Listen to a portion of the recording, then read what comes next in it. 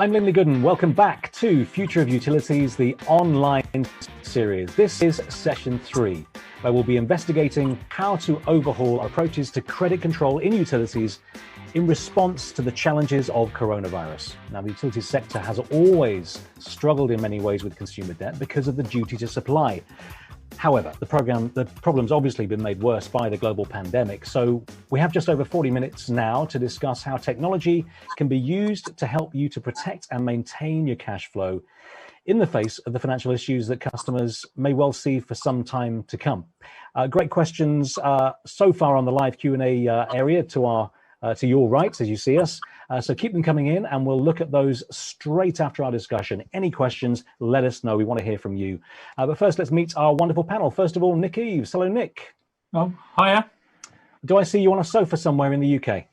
I do. I'm in a sofa in my lounge just outside Brighton. So wonderful. Look out the window and see the sea.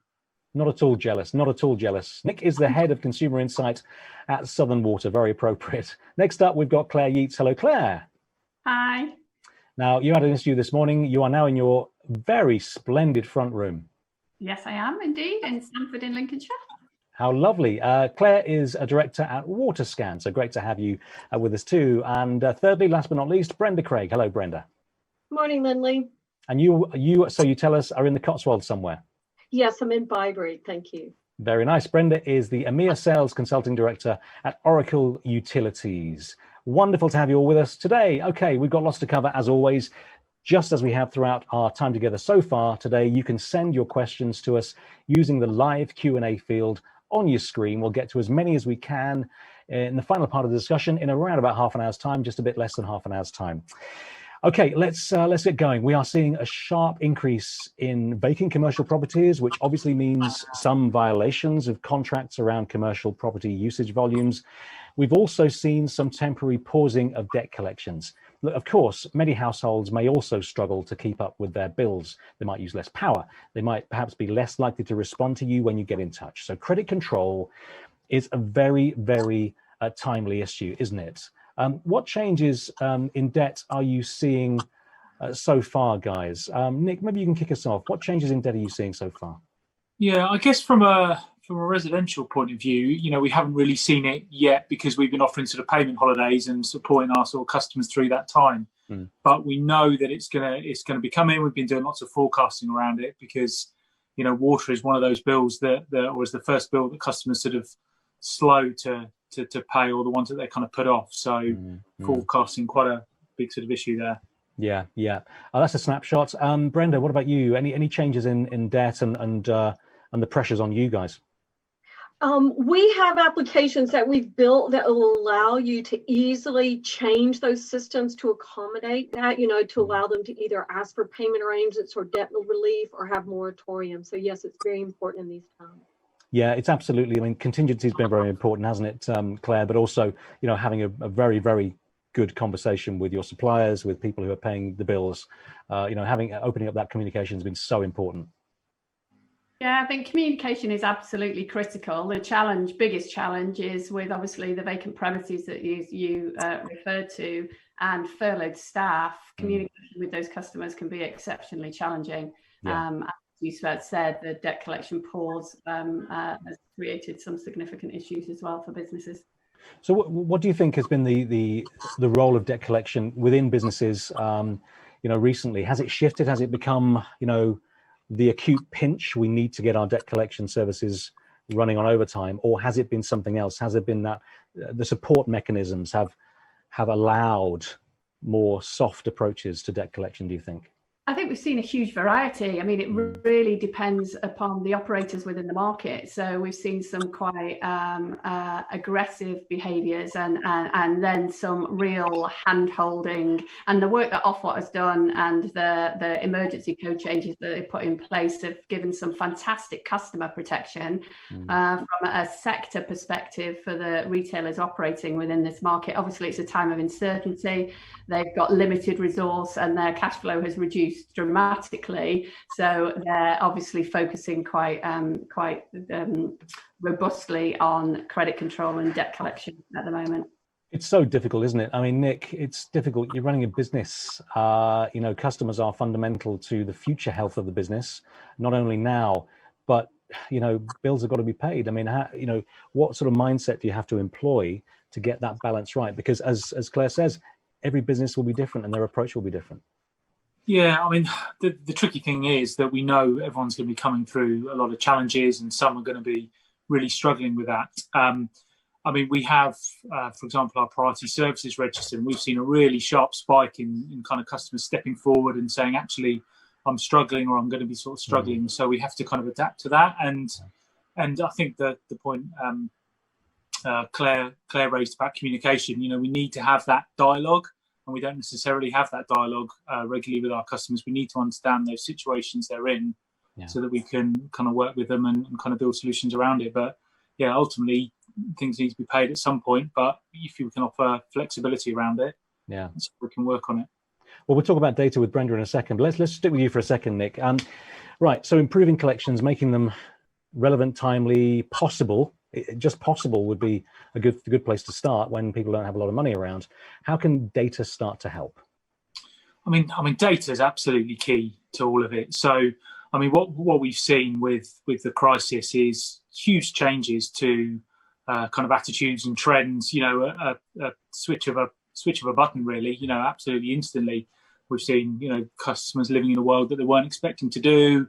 Massive uptake of, you know, kind of digital and all of those kind of things, just like we're doing today. So the consumer landscape has really changed very, very quickly, and you need data to see where that kind of flows down and where things differ. So, you know, what types of customers are paying at different times, the channels that they're using, all of those different things. But not only do you need the data, but you need the understanding that sits on that. So you need to understand why those things are happening. Is it a temporary, you know, short fix thing, or is this actually a kind of a long-term change? And then you're going to need to be able to adapt and sort of be flexible around that. So you need your business to be able to kind of take that data and act on it quickly.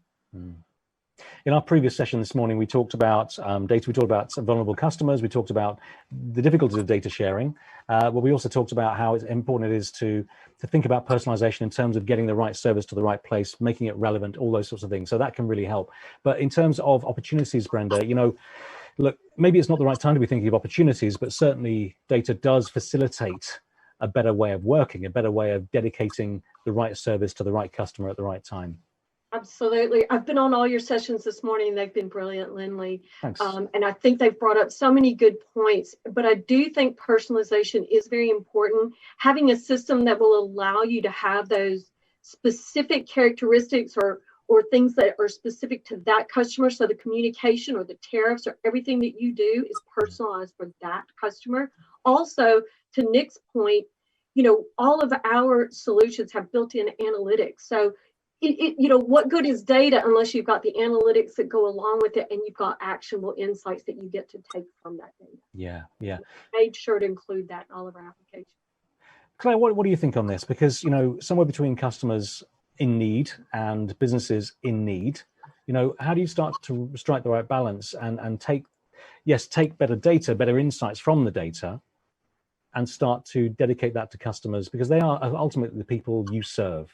And absolutely. And I think this has got to be a focus for people moving forward. And I think, you know, billing still remains the #1 complaint in our industry because we're not getting the basics right. So then when you look at credit control, if a customer is receiving a paper bill to a property that's vacant, or, you know, we're not using electronic capabilities, we're not using technology that we should use, not tailoring it to that customer's desire of how they would like to interact within this market. So I think there's a big piece moving forward. This is a real opportunity to sort of step back and look at the billing practices that we've got, which will obviously improve credit control and debt collection, because that's one of the biggest things that we face in this market. And then they'll come on to pricing reviews, and payment terms, I think, will naturally fall out of these things that we've seen as a result of the crisis. Let's stay with data for a second and talk about that, because that's really interesting, Claire, is the approach to debt collection, essentially credit control, debt collection. You know, we all as customers fear the day when there's a knock on the door, right? So how do you start to make that process a little bit more, I was about to use the word holistic, that's not necessarily true, but certainly supportive, because essentially if you support your customers to make payments when they can, and so on. There are many models to do that, but you will be paid. The relationship will succeed. They will be served. So maybe Nick, I can throw it to you. You know, how do you take what would initially be seen as a very tough approach to people who need to pay their bills into something that actually encourages people to share data enough that you can actually work with them and do this over time? Yeah, well, I think that's where we've talked a little bit about that personalization, because from a customer's point of view, you know, the absolute kind of, you know, gold standard is that personalization of any kind of approach, any communication, and ultimately it's kind of the bill. So you need to talk to someone as an individual, because that gives them the kind of the confidence that the bill is correct, that the data that sits beneath it is right. It then makes it easy for people to act on it as well. They don't have to try and get that initial shock of, well, is this right? Isn't it right? Getting into all the sort of the data that sits beneath it. So you need to do wherever you can, be talking to customers as an individual, understanding their circumstances. So when you look at what the approaches are, you need in an ideal world, you need those range of flexibility so you can give different solutions to different people in those different circumstances. Okay. That's hopefully how it's going to work. Absolutely, and you know, you can't really put a hat on it and say it's exactly like this at the moment, because that depends on the business and the customer base. But Brenda, now the use of tech should enable that to happen. Hopefully you can at least focus on the tools that will allow you to have, yes, conversation, yes, take in the payments when they're ready, but yes, I think have a better relationship, and to use that, introducing that to credit control, you know, really having a much better relationship at point of contact in this way. Absolutely. And again, designing solutions and having technology that treat customers the way they treat you. So, you know, there's been a study by McKinsey & Co. that said 24% of the UK is going to be affected by this in delinquency, or maybe not being able to pay their bills. You know, we have a solution that we've designed that actually, if you've always paid your bill and then all of a sudden you're not able to pay it, you're going to be treated kindly. You know, you're going to get nice letters. It's an automated path. But then it also can point them to the digital access where they can go in and sign up for payment arrangements. Like the gentleman said on your session earlier this morning from Octopus Energy, you know, it's about showing kindness and caring and moving from, you know, just communication to a conversation. Let's do what we can to help these customers during these extraordinary times. Yeah, we all know that the short, sharp shock, you know, pay this now, the bill is red, pay it now. That has been effective with certain groups. But as you say, Brenda, it's such an important point. So many more people will find themselves finding more difficulty to pay. So Claire, what about pricing models? You know, how can we adapt pricing models in the industry to allow that flexibility? Because ultimately it's responsiveness, it's flexibility, isn't it? Yeah, and there's been some really good leadership from the regulator on this about repayment schemes and people having to have these conversations. And I touched on the customer protection earlier, but it is absolutely communication. It's that forward presentation of, you know, this is coming your way. We've protected you here during this period. This is coming your way. What's your position? Are you going to be able to pay this? When do you think you're likely to be able to pay this? And really engaging with the customers to do that. We've seen no sort of real evidence of change of the pricing models as yet, but that will naturally come because of the cost to serve increasing. But I think the communication and the data is key to everything here. Yeah, and you know what, Nick, you can learn a lot from other industries in the way that they, yes, sometimes to sell, but actually communicate and use data to preempt. This is the whole point of AI, is to personalize, is to offer a solution that has learned from the data you've given it. So, you know, preempting, building up a capacity to converse, even if you don't use it all the time, that's not a bad place to start, is it? Yeah, no, absolutely. I mean, our customers, or you know, most customers, they just want to kind of know everything's okay. You know, the bill isn't something that they particularly enjoy or they look forward to. They just want to know it's okay. So, you know, most just sort of scan it. They check, is it similar to this time last month or last year, or does that feel intuitively right? So anything you can do to sort of give them early warnings of, do you know what, actually we're seeing an increase, it allows them to understand that perhaps they can influence what happens. So when the bill does arrive, they're at least either warmed up to it, or they're able to take steps and actually avoid that kind of debt increasing. Yeah. Nobody wants to be in the situation that they may find themselves in the next few months and maybe the next couple of years, but actually, you know, we would probably want to take control of our situation in most cases. You know, we don't always want to bury our head in the sand, and we want to get the job done and pay it off so we don't get the red letters anymore, essentially, isn't it? You know, but Brenda, who's doing it well, do you think? Any really innovative case studies that you're seeing in terms of debt recovery at the moment? Absolutely. A U.S. customer that we have in the Southwest, I'm not going to name them just for privacy purposes, Sure. has actually put in place many processes to be able to suspend payments, but also to send those personalized communications. And exactly to the point that Nick said, customers are getting alerts. So if they have smart meters, they're getting high bill alerts that mid-period that say, beware, a high bill is trending. You could be getting a bill that's double what you're usually expecting, so that customers can be prepared for that. And that's been working very effectively. Yeah. Any other thoughts, Claire? Any examples that you've liked to look of, even if it's just the ethos behind the approach? Yeah, I think I've seen some good things where consumption data has been shared. So metering's obviously, meter reading and understanding has been really difficult during this time. So giving visibility, but companies sharing AMR data and showing trends. And of course, now with the hot weather and the challenges we're facing with the increased demand, just engaging and making the customer part of the story. So there's an understanding about what's going on, has led to people communicating. It's not about their bill, but if they've got that relationship they feel with their provider, then it makes it the further conversations much easier. Brenda, definitely in our conversation right now is about credit control, but we did ask in our last session that you saw something about, you know, data sharing. We concluded by asking the question, you know, it's a bit dodgy, isn't it? Sharing data, actually personal data is very well protected. It should be these days, not least because of the ICO and GDPR.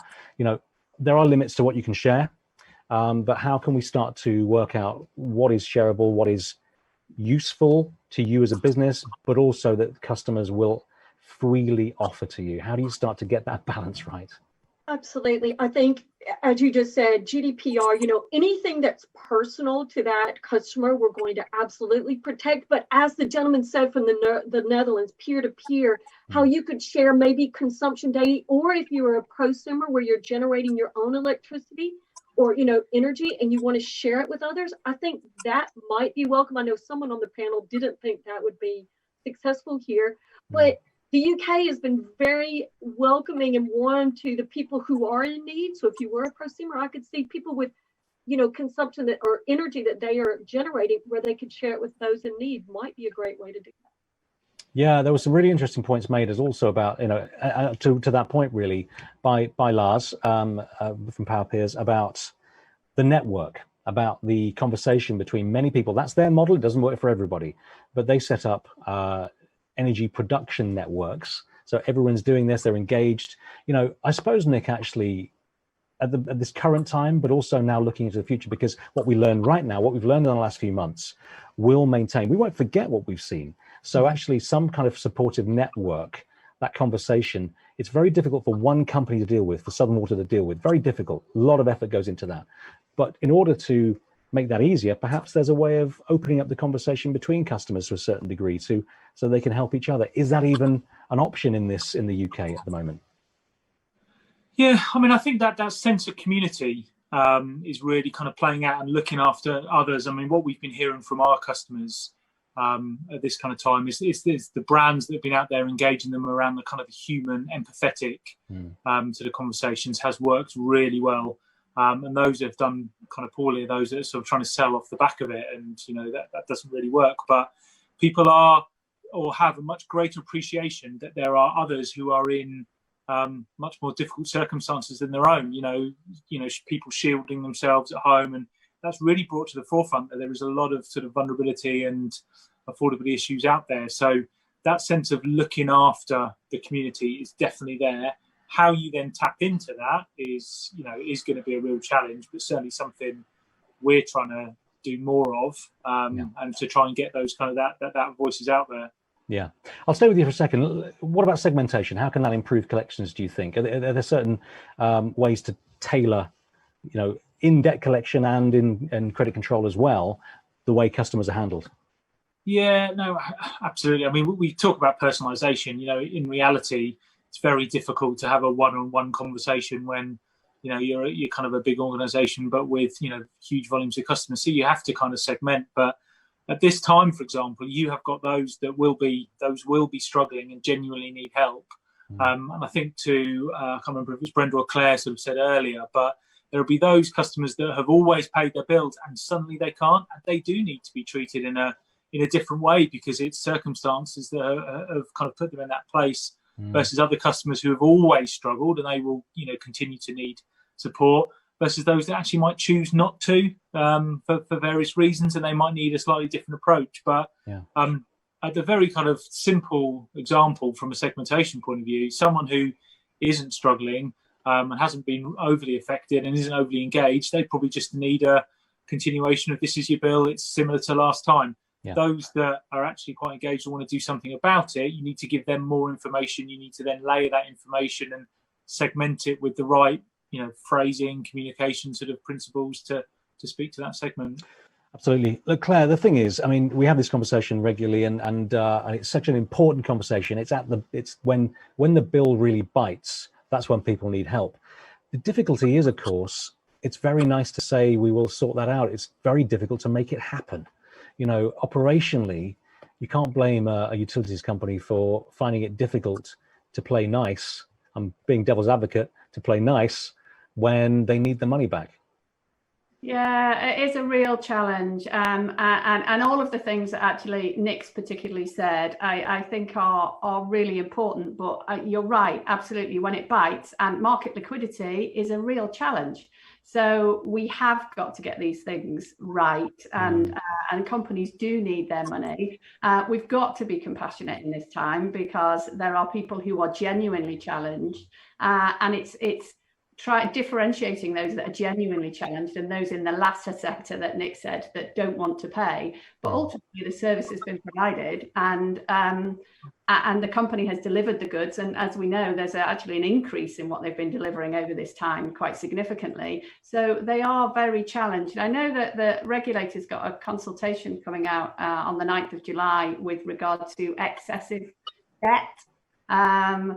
And that retailers have been hit with, and how the companies and the market itself, how we're going to cope. So hopefully they're going to put some support mechanism in place to help make this easier moving forward.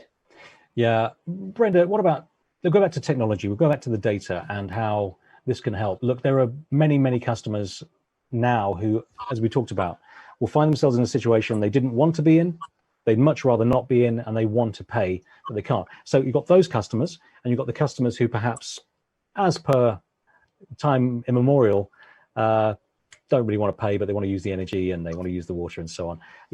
How do you start to use data? You start to use technology to work out who is in need, who genuinely is looking to pay, and who maybe needs a bit of a nudge.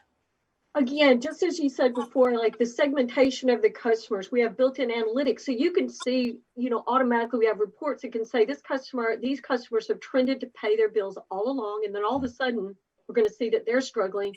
So we can put those into a category where we can either send messages to them and say, go online and sign up for payment plans or payment arrangements. Yeah. And then those other customers, and again, depending on how the customers treat you, they can get a very kind message. We know these are extraordinary times. We're feeling for you. Please go online or call us and we'll give you payment plans. And those who need a little bit of a more less kind nudge can just say, please go and pay your bill. And we do have options available to you. So I always say, have a system in place that treats the customers the way they treat you, especially in these extraordinary times. From your experience, are there common, we can talk about the segmentation, the different approaches, but are there common approaches that are appreciated by customers? Maybe it's in terms of the way they're contacted. We talked about SMS earlier on, about text messages. Are there common things that you can certainly start to bring into the mix? And then, of course, you've got the segmented approach to certain customers. Absolutely. Well, I think having a system that allows everyone to have their own communication preferences, I would say anyone less than 40 wants to be either texted, WhatsApp, or, send an email, where anyone over, and I'm not going to be ages, over a certain age or a certain generation want to have phone calls. They want it to be, so Identifying those, letting customers choose their own communication preferences, another way to take that segmentation even further and to personalize that experience and let them know that you care as a utility. Yeah. Nick, can I ask you a question around that I think we've all experienced in some ways, whether you're talking about credit control or not, is do you think that the appetite for customers to be more in touch with their suppliers, in this case utilities, has been heightened by what we've seen recently? Has there been a much more of an opportunity here to work closely with customers? Is this a good time now to do it right? Yeah, I think there is, and I think particularly for utilities, actually. I mean, what we've seen is a much greater appreciation of essential services. You know, whereas some of these things like water and energy are often taken for granted and not really kind of seen that it might not be there. And you know, we've heard sort of customers when we talk about water being a precious resource, and generally, you know, customers don't kind of see that because they turn the tap on and it happens. But what we've seen is customers saying, "Well, hang on, I never expected myself to be sitting indoors for 3-4 months, not being able to go out and engage with things. So maybe when you know kind of talk about these risks in the future, anything can kind of happen." And there's just this much greater appreciation for those essential services that are there. So there is an opportunity to engage. Customers certainly would want to, but it's got to be done in the right way with the right kind of audiences, because there'll still be those that choose not to. Yeah. Claire, do you think that, you know, on the same line, that customers who, you know, are unable to pay will still feel that when credit control are in touch? Do you think there needs to be further action right now to head off the issue of customers, you know, whether they're keen to be in touch with their suppliers or not, the doors come down when they're asked for their money back? I think it's incredibly difficult, and this is where actually technology does come in, as Brenda referred to earlier, and understanding the circumstances of that individual. If they've you know, their world's been shattered, you know, might have lost a loved one, they might have lost their job, and they're getting all of these phone calls and all of these communications, not only from the water sector, then it can be overpowering and overwhelming, and it has to be so carefully done. And I think that personalization piece that we've spoken about is really difficult to get right, because Brenda's segmentation of ages, I totally get that. But then you get people like my dear husband, who's a technophobe, and he's below the bracket, but he would definitely want a phone call because he can't work anything else. So it's getting that balance right. But I mean, certainly from a market perspective, yeah, we've got to get a hold of this and understand it. And the approach that Nick and the guys at Southern Water are taking, you know, is a positive one. We are getting more engagement. People are more interested, but those that are in the minority that are struggling the most, it's really challenging to get that right. Yeah, absolutely. What I'm really impressed with in our conversation today, and all the conversations we've had today in our sessions, is the humanity, the importance of the human touch, and how that's come through. You know, how it's been a priority, a real focus. The thing is, you know, again, you've got to turn that into operations, and you still have to ask the tough questions of customers. So I suppose in some ways there is an element of thinking as a customer. Nick, do you think differently about credit control now than you did in the remember that, the really lovely routine world of pre-COVID-19, when everything was so simple? Do you think differently about it now? Yeah, no, I think, well, in fact, I think we definitely do. I think what we realise is that that kind of stability with some customers isn't necessarily there, whereas previously you kind of did. And I guess what it's really opened our eyes to is just how many different types of customers there are out there, and so many different circumstances that haven't necessarily, you know, previously kind of surfaced in that way. So trying to get to grips with that is yeah, a real kind of challenge. I think it's also made us realize that possibly that job dependent, many of us may eventually end up in that situation. We don't know quite what's going to happen with industry. Things will change in the short to medium term. Claire, you know, again, there is no excuse, I suppose, now not to consider it from this human view. You know, debt recovery, cost control, all those things are very much acutely looked at the moment. We have to get them right. So I suppose throughout the organizations, you have to make sure that you are thoroughly looking at the customer, thoroughly making sure that you are having the right attitude with customers so that you can make this credit control work. Yeah, absolutely. And it has to come from the top, and it has to be embedded throughout the organization, that real compassion. I think this crisis has changed everybody's views. People have had more time with family, people have different ways of working, and that should be recognized and carried through in what we do in the future. Make sure that we're looking after the people, and are deliberately taking advantage of the situation. So making sure those guys pay and the ones that are struggling get the support that they need. Yeah, and hopefully we've jiggled that loose.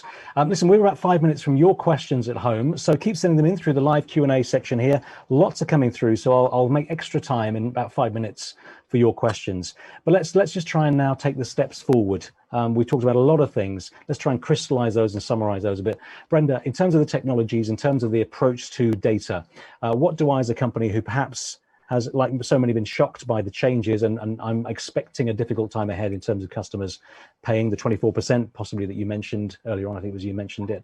What do I now need to do to get my data in order to offer a clear picture of what customers need in their different segments?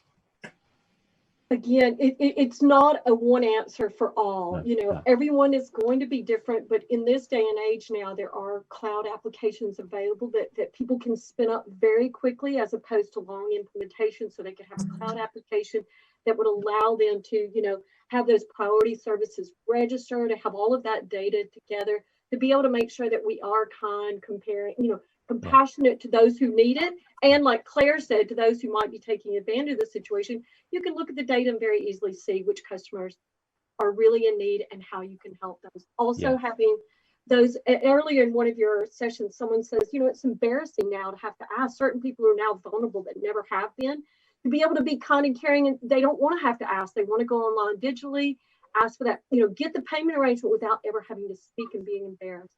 And just having make sure that you've got that technology there to automate and make things easier for people. One thing we haven't dealt with, but I'll throw it to you, Nick, briefly, with all this in mind, with the next steps in mind to make this all work fluidly, is the way your organization is working and communicating internally as well. The way that you are working together, because the people on the front lines need to have timely information, good data. They also need to know what steps they need to take. So I suppose you really have to look at organizationally at how you approach every customer. Yeah, no, absolutely. That internal communications has been absolutely critical through the entire crisis, and kind of continues to be, because the kind of the normal, as it were, or the new normal, is changing continually, and changing as kind of restrictions change as well. So that's absolutely got to tie in, because everyone's got to know how to maintain their safety as well, and kind of keep themselves safe while they're out there engaging with customers. Yeah.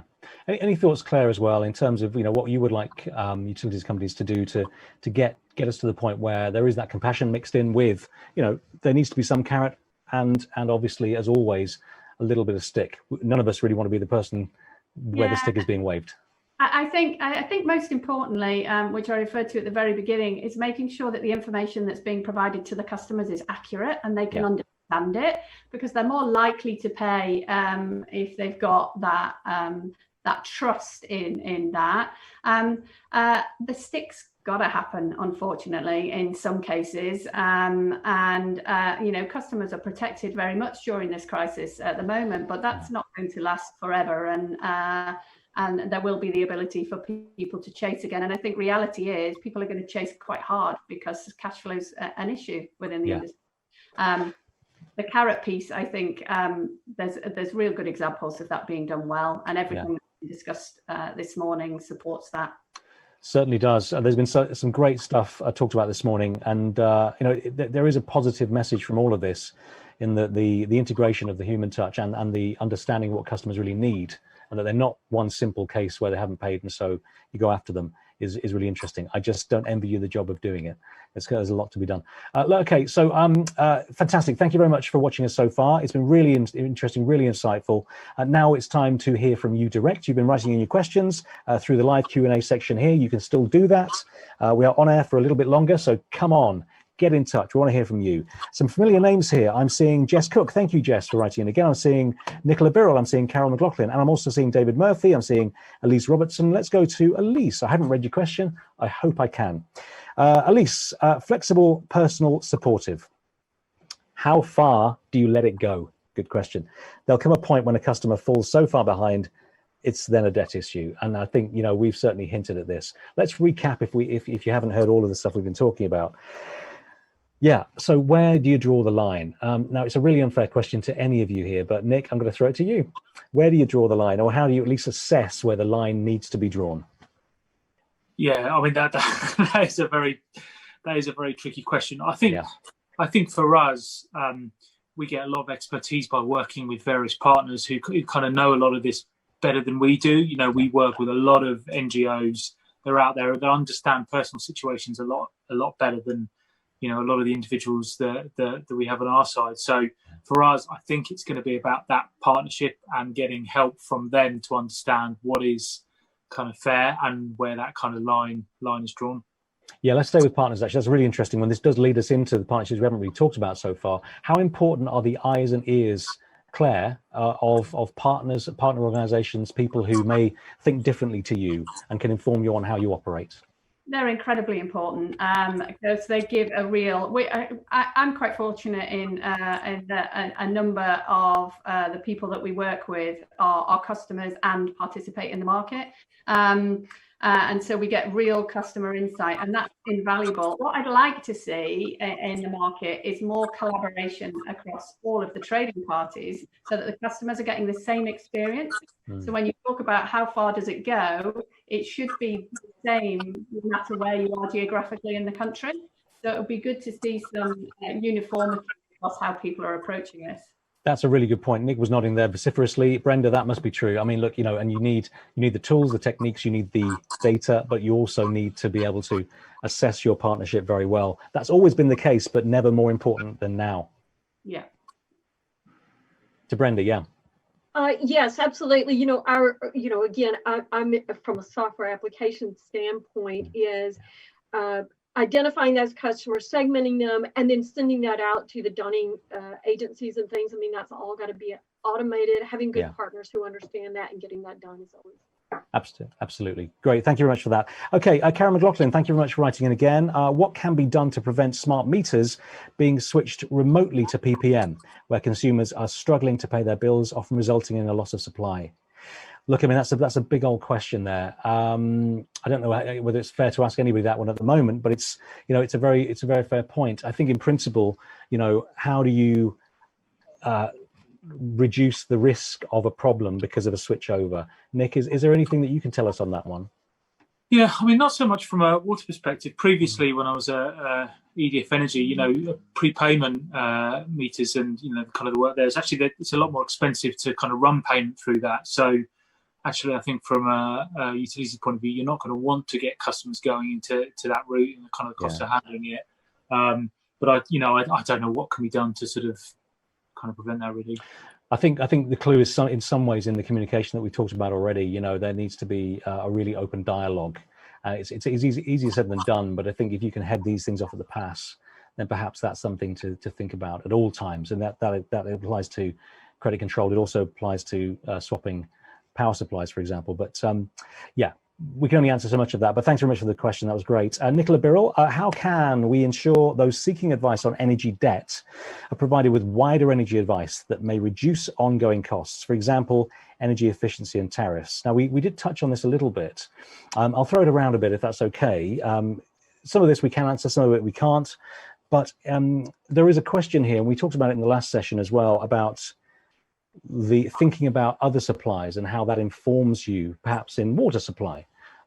Claire, you know, what are your feelings with data in mind and data privacy in mind in terms of sharing information across suppliers? I think it's really interesting, and it's something I'm really keen to see more open data in the market. And it's interesting because Brenda touched on somebody who was reluctant this morning. I think the availability and the accessibility is key. Not everybody will want to look at that in the same way that not every customer really wants to engage with their supplier about their bill or have a relationship with them. There's a percentage that just pay their bill and aren't interested. But from an engagement perspective, having a source that everybody could access, I think would be fantastic. It was really important, particularly on the water efficiency piece and driving that down and making sure that people have an understanding of where they sit in the grand scheme of things is incredibly useful and gives them good context to take any case forward. Yeah, there are obviously clear restrictions on data sharing, but with that in mind, you know, the principle could be potentially very constructive. Other questions here, which you may or may not be able to answer directly, but let's try these. What happens when internal debt collection resources are exhausted? Now then, I don't know who wants to go for that one. Any hands up, or shall I just assign it? I think we're talking partnerships again. I'm going to just briefly, Nick gets thrown under the bus every time. I apologize for that, but Nick, any thoughts on what happens when you have to lean on your partners a bit? To be honest, that one's a bit of a very tricky one for me to kind of think of. I mean, I think it's a tough one. You know, we have to ask the questions. We can't always answer them, but thank you very much for the question. It was a good question. It's a tough question. Okay, is there a commercial return from David Murphy? Is there a commercial return, for example, improved ability to pay, loyalty, etc., for time invested in supporting and coaching customers to work through their challenges? Now, Brenda, I'm going to throw this to you. Actually, there's the conversation that we talked about already. You know, I'm not going to ask you to put a number on it, clearly, but in order to invest in better conversations, the board might want to see a return. So can you start to at least clarify what it's worth to you as a supplier? You know, again, as I mentioned earlier, we like applications that will automate how customers treat you. They will be treated back. Yeah. So I think the fact that, again, you have the data, you can mark those customers as, you know, someone that you're dealing with. You can always automatically send messages and things to make sure that you're engaging correctly with them. And I don't know about you guys, but in any times of a trouble and someone treats you very well, it's something you never forget, you know, and it's a way to retain those customers. So to make sure that we are kind and compassionate to those customers who deserve it is key. It's so true, isn't it? I think I started the morning with that comment, which is, if you handle people well in a time of crisis, you have a much better chance of having friends for life. It's so important to do this right now. Claire, any thoughts on that? I guess, you know, yeah, it's an ROI question really, and you can't put a number on it, but I suppose you can certainly say that you'll be more efficient if your conversation with customers doesn't go clunk at the end. That's very expensive. And that's absolutely the thing. I think it is really difficult to put a number on, but it eases the transition into any kind of difficult conversation. So engagement and support will absolutely reap rewards in the long term. I think that's been recognised in lots of activity that's happened during this crisis. And we've seen some real improvement in relationships and establishment of new relationships because they're recognising the value in the work that's being undertaken. Yeah. So I hard to put a number on, but I think, you know, in a year's time, 2 years time, maybe you can have a conversation with the board and say that's because of the piece of work I did during the COVID crisis. Yeah, absolutely. We will learn a lot. I mean, what we're talking about today may well not apply in 3 months. We don't know. There's so much changing, but it's really good. Final question to Nick. A nice question here. What clever innovations have been interesting you of late? Has it been the way that the organization's worked? Has it just been, you know, really the fact that colleagues have been working together better? What innovations, and I'm going to use the wider sense because I don't think we need to talk about tech all the time. We're talking about the way we work. I think the fact that human element has really come to the kind of forefront. So people asking how you are, but, you know, genuinely asking, you know, how you doing, how you kind of getting on and things, a lot more than was done, you know, kind of back before the crisis. Obviously things like, you know, kind of the online kind of element, everybody's become so much more digitally savvy than they were previously. There's a lot less travel that's going to be needed in the future, a lot of ways of kind of connecting through FaceTimes and things like that. I mean, for example, I have sort of catch-ups with various kind of agencies and partners I work with every week, and we'd never done it, video chat. And actually, we're going to obviously continue that when we kind of get into the new world and things. So you get to see people's faces and kind of get that connection. So that human element's the big thing for me that's really changed things. I think we can all appreciate that. Although perhaps I'll have a Zoom chat holiday after we're done, when life gets back to normal. I'm afraid that's it for today's final session, which brings episode 1 to a close. Thanks very much to our amazing panelists this afternoon, as well as this morning, and you at home for tuning in and getting involved throughout. Great questions. We'll be back here next week for episode 2, looking at the infrastructure side of the market.